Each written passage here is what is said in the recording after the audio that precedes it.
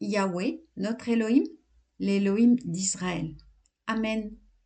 Aujourd'hui, lecture de la paracha Vayera dans le livre Bereshit au chapitre 19. Les deux envoyés arrivèrent à Sodome le soir.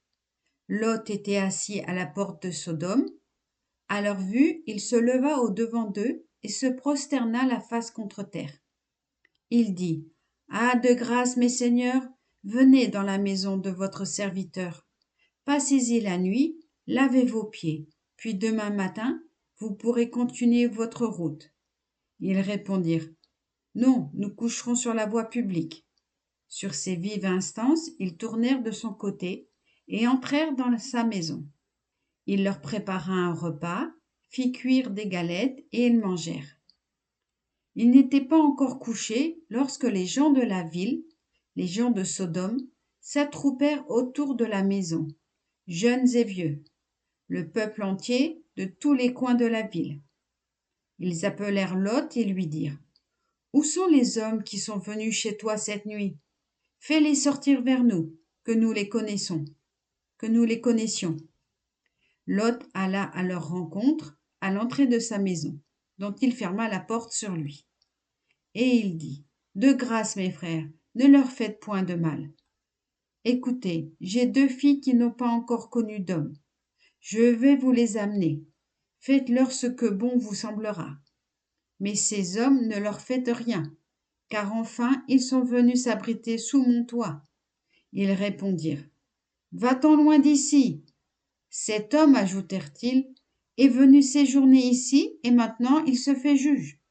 Eh bien, nous te ferons plus de mal qu'à eux. Ils assaillirent Lot avec violence et s'avancèrent pour briser la porte.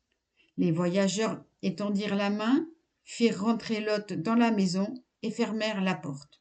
Et les hommes qui assiégeaient l'entrée de la maison, ils les frappèrent d'éblouissement, petits et grands, qui se fatiguèrent à chercher l'entrée.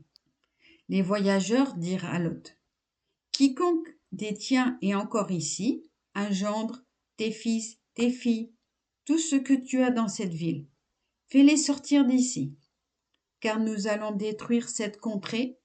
La clameur contre elle a été grande devant Yahweh, et Yahweh nous a donné mission de la détruire.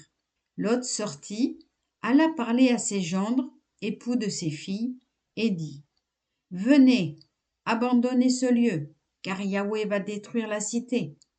Mais il fut aux yeux de ses gendres comme un homme qui plaisante. Comme l'aube paraissait, les envoyés pressèrent Lot en disant: Debout, emmène ta femme et tes filles ici présentes, si tu ne veux point périr pour les crimes de cette ville. Comme il tardait, ces hommes le prirent par la main ainsi que sa femme et ses 2 filles. Yahweh voulant l'épargner, ils l'emmenèrent et le laissèrent hors de la ville. Lorsqu'ils les eurent conduits dehors, l'un d'eux lui dit: Songe à sauver ta vie, ne regarde pas en arrière et ne t'arrête pas dans cette région. Fuis vers la montagne de crainte de périr. Lot leur répondit: Oh non, mes seigneurs, certes, déjà ton serviteur a trouvé grâce à tes yeux, et tu m'as accordé une grande faveur en me conservant la vie. Mais moi, je ne saurais fuir jusque sur la montagne. Le fléau m'atteindrait auparavant, et je mourrais.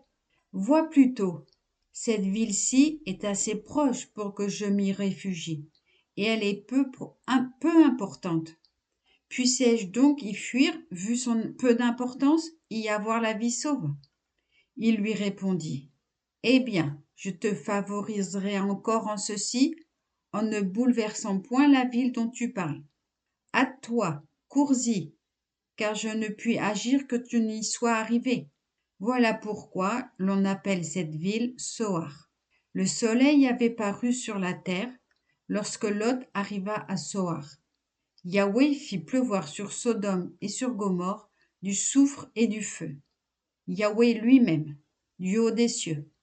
Il détruisit ces villes, toute la plaine, tous les habitants de ces villes et la végétation du sol. La femme de Lot, ayant regardé en arrière, devint une statue de sel. Avram se dirigea de bon matin vers l'endroit où il s'était tenu devant Yahweh. Il considéra l'aspect de Sodome et de Gomorrhe et l'aspect de toute la plaine. Et il remarqua qu'une exhalaison s'élevait de la terre, semblable à la fumée d'une fournaise. Mais lorsqu'Élohim détruisit les villes de la plaine, il s'était souvenu d'Abraham. Il avait fait échapper Lot du milieu de la subversion, tandis qu'il bouleversait la contrée où avait demeuré Lot. Lot monta de Soar et s'établit dans la montagne avec ses 2 filles, car il n'osait rester à Soar. Il demeura dans une caverne, lui et ses 2 filles. L'aînée dit à la plus jeune: Notre père est âgé, et il n'y a plus d'hommes dans le monde pour s'unir à nous selon l'usage de toute la terre. Eh bien, enivrons de vin notre père, partageons sa couche, et par notre père, nous obtiendrons une postérité. Elles firent boire du vin à leur père cette même nuit. La fille aînée vint partager sa couche, et il ne la reconnut point lorsqu'elle se coucha, ni lorsqu'elle se leva. Puis le lendemain, l'aînée dit à la plus jeune: Voici, j'ai partagé hier la couche de mon père, enivrons-le encore cette nuit, tu iras partager son lit, et nous recevrons de notre père une postérité. Elles firent boire cette nuit encore du vin à leur père. La cadette se leva, vint à ses côtés, et il ne la reconnut point lors de son coucher et de son lever. Les 2 filles de Lot conçurent du fait de leur père. La première eut un fils qu'elle appela Moab. Ce fut le père des Moabites qui subsistent aujourd'hui. La seconde, elle aussi, enfanta un fils et le nomma Ben-Ami. Ce fut le père des Ammonites qui subsistent aujourd'hui. Amen.